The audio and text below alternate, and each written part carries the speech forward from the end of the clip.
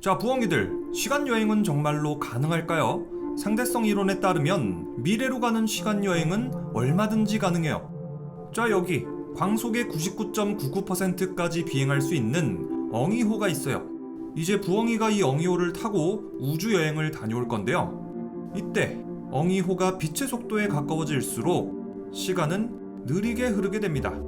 만약에 엉이호가 빛의 속도의 99.99%의 속도로 1년을 달린다면 지구의 시간은 대략 70.71년이 지나 있게 돼요. 엉이호에 탑승한 부엉이의 시간은 지구 시간보다 대략 70.71배 느려지는 건데요. 부엉이 입장에서 겨우 5.16일만 지나면 지구의 시간은 무려 1년이 지나 있는 셈이에요. 또 상대성 이론에 따라서 중력이 강한 공간에서의 시간도 상대적으로 천천히 흐르게 돼요. 영화 인터스텔라에 나왔던 파도 행성을 볼까요?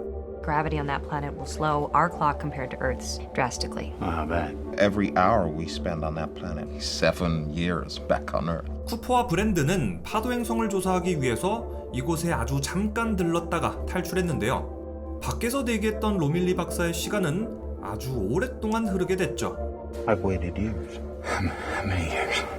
It's 23 years, 4 months, 8 days. 빛의 속도에 가까운 속도로 아주 빠르게 달리고 있는 엉이호의 시간이 느려지는 것, 중력이 아주 강한 공간에서 시간이 느리게 흐르는 것, 둘 다 아인슈타인의 상대성 이론에 따른 시간 지연 현상이에요. 이렇게 미래로의 시간 여행은 이론적으로도 가능하고요, 실제로도 가능해요. 우리가 아주 빠른 속도로 달리거나 중력이 강한 장소에 가면 된다는 거니까요. 자, 그렇다면 과거로의 시간 여행은 어떨까요? No, some clever way we can maybe, I don't know, jump in a black hole. Came back to years. Time is relative, okay? It can stretch and it can squeeze, but it can't run backwards. 과거로의 시간 여행이 가능할지에 대해서 여러 과학자들은 연구 중에 있어요. 그 중에서 과거로의 시간 여행이 가능하다는 방법으로 티플러 원통, 블랙홀, 웜홀, 우주끈 등등이 제시되고 있죠. 그렇다면 과거로의 시간 여행에 대해서 과학자들은 어떤 의견을 갖고 있을까요? 과거로의 시간 여행은 거의 불가능에 가깝습니다. 시간 역행 이론이 있다고 해도 이론에 불과할 뿐이에요. 그 이론을 증명할 방법도 없고 지지할 과학자도 없을 겁니다. 이론이 있다고 해도 현실화는 불가능에 가까워요. 네, 거의 안 된다는 의견이죠. 그런데 이런 경우라면 어떨까요? 진짜 만약에 우리 인류가 앞으로 100만 년, 1000만 년 더 생존해서 엄청나게 발전된 기술을 가지게 됐고 강력한 문명을 건설했다고 쳐요. 우리 은하 전체를 장악하고 은하계까지 씹어먹는 문명이 된 거예요. 그 정도의 문명이라면 과거로의 시간여행 방법 정도는 어떻게든 밝혀내지 않았을까요? 막 과거로 가는 드로리안도 만들고요, 터미네이터도 과거로 보내고 말이에요. 그런데 만약에 시간 역행이 정말로 가능했다면 우리는 왜 단 한 번도 미래에서 온 시간여행자를 못 봤을까요? 지금까지 시간여행자를 봤다는 목격자도 없었고 역사적인 기록도 전혀 없잖아요. 본인이 시간여행자라거나 시간여행자를 만났다고 주장한 사람들은 지금까지 죄다 사기꾼으로 밝혀졌고요. 과거로의 시간여행은 가능할까? 천재 물리학자 스티븐 호킹은 과거로의 시간여행은 불가능함을 입증하기 위해서 한 가지 재밌는 실험을 준비했습니다. 제가 시간 여행자들을 위한 파티를 열겠습니다. 스티븐 호킹은 시간여행자 파티의 초대장도 만들었는데요. 이 초대장에는 이렇게 써 있었어요. 시간여행자를 위한 파티에 정중히 초대합니다. 이 파티는 스티븐 호킹 교수에 의해 주최됩니다. 이 초대장에는 파티가 열리는 장소도 쓰여 있었는데요. 혹시라도 파티 장소 캠브리지 대학이 미래에는 존재하지 않을 수도 있으니까 위도와 경도까지 아주 친절하게 표시돼 있었어요. 그리고 정확한 날짜, 시간도 써 있죠. 시공간의 좌표는 아주 명확하게 써 있습니다. 파티가 열리는 시간은 2009년 6월 28일 오후 12시. 스티븐 호킹 박사는 디스커버리 채널과 함께 시원한 음료, 맛있는 음식을 준비하고 시간여행자를 기다렸어요. 이 모든 과정은 디스커버리 채널이 녹화했고요. 이제 12시까지 얼마 남지 않았습니다. 2009년 6월 28일 오후 12시에 케임브리지 대학 스티븐 호킹 박사가 주최한 시간여행자를 위한 파티에는 그 누구도 오지 않았어요. 자, 이게 도대체 어떻게 된 일일까요? 시간 여행자는 아니더라도 일반인들까지 그 누구도 오지 않다뇨. 사실은 이렇습니다. 저는 파티 당일까지 파티 장소와 시간, 초대장도 공개하지 않았습니다. 이것은 모두 저희 계획입니다. 아니, 파티 날짜랑 장소, 하다못해 초대장도 공개를 안 했다고? 그러면 당연히 아무도 못 오는 거 아니야? 약간 어리둥절하죠. 그런데 호킹 박사는 이렇게 설명했어요. 날짜와 시간, 장소가 적힌 초대장을 파티 이후에 공개한 이유는 과거로의 시간 여행이 불가능하다는 저희 추론을 증명하기 위해서입니다. 만약 아주 먼 미래의 시간 여행이 가능해진다면 초대장을 확인한 시간 여행자들이 타임머신을 타고 파티에 참석했을 겁니다. 하지만 시간 여행자를 위한 파티에 아무도 오지 않았다는 것은 미래에도 과거로 가는 시간 여행은 불가능함을 증명하는 것입니다. 결국 스티븐 호킹이 주최한 시간 여행자를 위한 파티에는 그 누구도 오지 않은 채로 끝이 났습니다. 자, 이렇게 스티븐 호킹은 아주 장난스러운 방법으로 미래에도 과거로 가는 타임머신은 개발되지 못했음을 증명했어요. 그렇다면 시간 여행자들은 왜 과거로 오지 못했을까요? 스티븐 호킹은 시간 순서 보호 가설로 과거로의 시간 여행은 불가능하다고 설명했습니다. 시간 순서 보호 가설이 뭘까요? 자, 여기 영화 매트릭스 3에 잠깐 등장했던 장소, 지하철역이 있어요. 주인공 네오는 이곳을 탈출하기 위해서 왼쪽 끝으로 달리는데요. 놀랍게도 네오는 다시 오른쪽에서 등장하게 됩니다.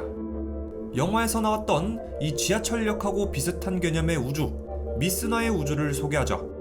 자, 여기 부엉이네 침실이 있는데요. 이 부엉이네 침실이 우주의 전체입니다. 이제 부엉이는 매트릭스에서 네오가 그랬던 것처럼 방의 왼쪽 끝까지 갈 건데요. 원래 진짜 현실 같으면은 이제 부엉이가 벽에 부딪혀야 맞잖아요. 그런데 부엉이는 벽에 부딪히는 게 아니라 방의 오른쪽에서 다시 나오게 됩니다. 또 만약에 부엉이가 왼쪽의 벽 끝에서 앞으로 나란히를 한다면 벽을 넘어간 손만큼 오른쪽 벽에서 나오게 될 거예요. 자, 이번에 부엉이는 오른쪽 끝으로 이동할 거예요. 부엉이가 오른쪽 벽을 통과하면 왼쪽 벽에서 다시 등장하게 돼요. 또 만약에 부엉이가 아래쪽으로 이동하면 위쪽에서 다시 나오고 위쪽으로 가면 아래쪽에서 다시 나오게 됩니다. 자, 이 공간을 미스너의 우주라고 합니다. 미국의 물리학자 찰스 미스너가 설계한 가상의 우주입니다. 그런데 이 미스너의 우주를 연구하던 스티븐 호킹은 이런 결론에 도달했어요. 미스너의 우주는 수학적으로 웜홀과 거의 동일합니다. 미스너의 우주는 양쪽 입구가 동일하게 생긴 웜홀로 간주할 수 있습니다. 스티븐 호킹은 미스너의 우주를 계속 연구했는데요. 그런데 그는 한 가지 이상한 점을 발견했어요. 자, 여기 미스너의 우주가 있고 부엉이가 있다고 해보죠. 부엉이는 손전등을 들고 오른쪽으로 빛을 쏠 건데요. 이때 빛은 오른쪽을 통과해서 왼쪽으로 다시 나오게 되겠죠. 그런데 만약에 이 과정이 무한 반복된다면 빛은 계속해서 증가하다가 결국 미스너의 우주는 무한대의 에너지로 가득하게 될 겁니다. 그리고 이 에너지는 엄청나게 강력한 중력장을 만들게 되면서 끝내 미스너의 우주는 붕괴하고 말 거예요. 이 현상은 웜홀에서도 마찬가지예요. 빛이 웜홀 A 입구를 통과한 다음 B 입구로 나오고 빛은 다시 A 입구를 통과한 다음 B 입구로 나오고 이게 무한 반복되다 보면 웜홀 내부는 아주 강력한 에너지로 가득 차게 되고 결국 붕괴하고 말죠. 자, 이것은 마치 라이브 방송을 하던 방송인이 가끔씩 하는 실수랑 비슷해요. 한 스트리머가 라이브 방송을 하는데 실수로 스피커를 틀어놓고 방송을 한 거예요. 그 스피커를 통해서 방송 소리가 다시 마이크로 들어가고 이 마이크 소리가 스피커를 통해서 다시 출력되고 그게 또다시 마이크로 들어가고 이게 무한 반복되다 보면 방송은 아예 들을 수 없는 수준이 되죠. 어때요? 체감이 확 되죠? 미스너의 우주와 웜홀 모두 고전역학적으로나 양자역학적으로나 아주 불안정한 존재입니다. 웜홀이 존재한다고 쳐도 원자 하나 혹은 그것보다 더 작은 크기로 찰나의 시간 동안 유지될 겁니다.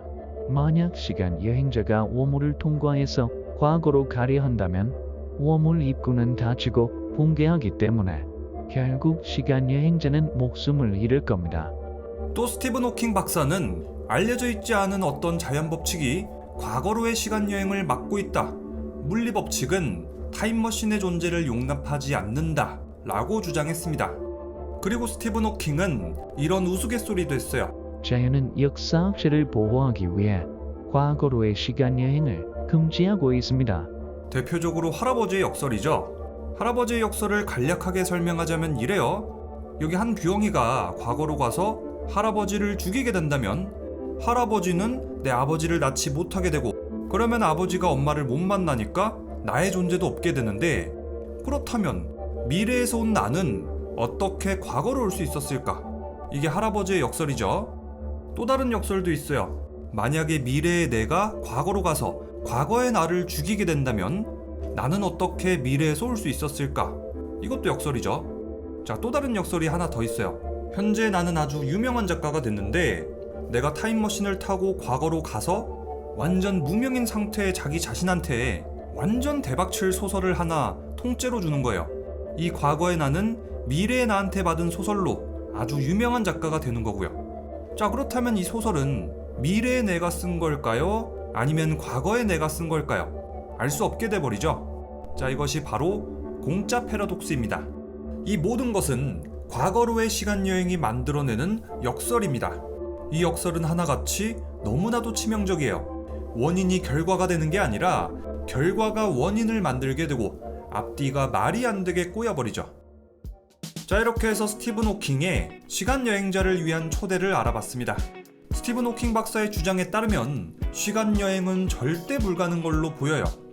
그런데 과거로의 시간여행이 어쩌면 가능하다고 주장하는 학자들도 있어요. 대표적으로 킵손 박사님이죠. 블랙홀 그리고 티플러 원통을 통한 시간여행, 또 웜홀을 통한 시간여행, 이렇게 두 가지 영상을 제 채널에 올린 바 있으니까요. 시간여행이 가능했으면 좋겠다 하는 희망을 가진 우리 뷰엉이들은 댓글과 설명란에 링크를 눌러서 이 두 가지 영상을 시청해 주시면 감사하겠습니다. 그럼 지금까지 26번째 인터스텔라 리뷰였고요. 저는 리뷰엉이었습니다.